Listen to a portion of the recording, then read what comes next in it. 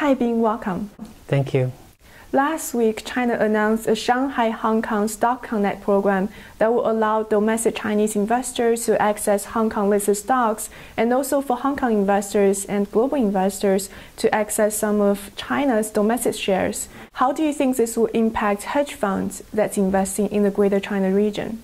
Well, in general, I think it's a good news because it kind of bring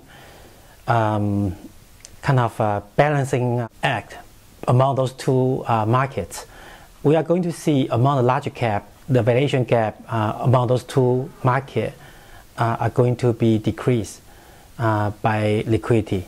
For some small and mid cap companies listed in overseas market in Hong Kong, I think there will be some re-rating for those companies. And at the same time, I think there will be some negative impact for the small mid cap companies in China, listed in China, because of the high valuation.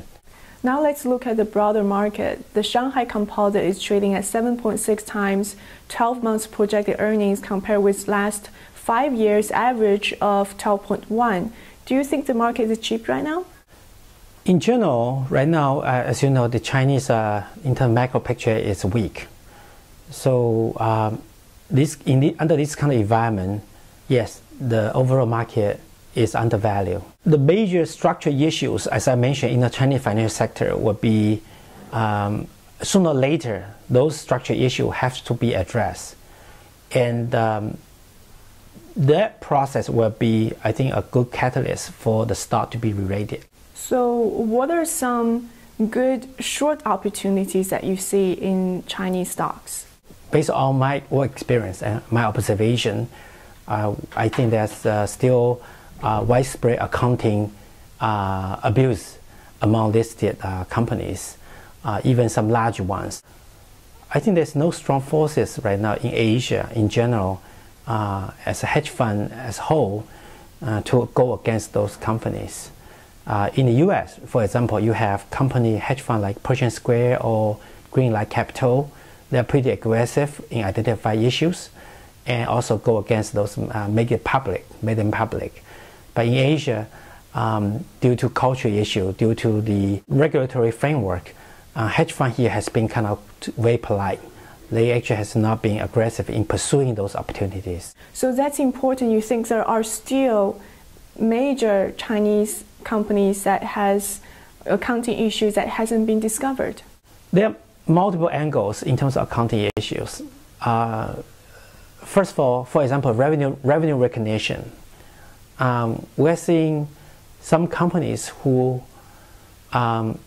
basically the business is an agency business, but because of they're trying to use some accounting loophole and book the revenue on the gross revenue basis, and that actually massively inflate the revenue by multiple times.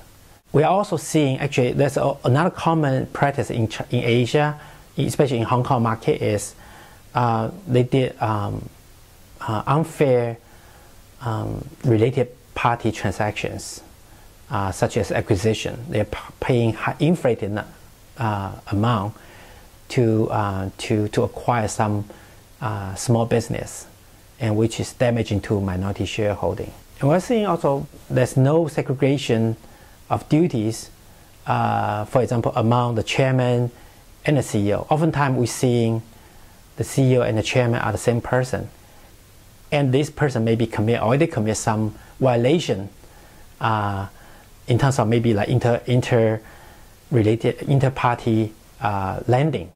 Aside from accounting frauds, what are some other great opportunities you see for shorting stocks?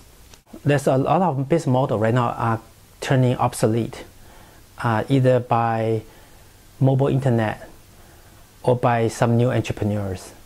And we're still seeing massive opportunity there. Like for example, in the education sector, we're seeing the traditional offline business is being challenged by online business. Another interesting thing is a lot of companies, they want the market perceive they're doing something, but in reality they're doing something else.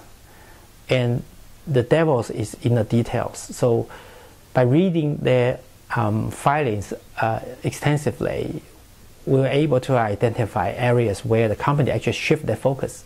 Like for example, we have maybe a company come to market and raise money saying they were going to do one type of investment. But then in reality, actually, they turn around, use the money to channel into the real estate sector. The price that people tend to pay for the better part of business tend to be higher than the worst part of business. If a company shift their focus into the worst part of business, they should deserve much lower price. And that's where we can add value. Thank you so much for your time, Bing. You're welcome.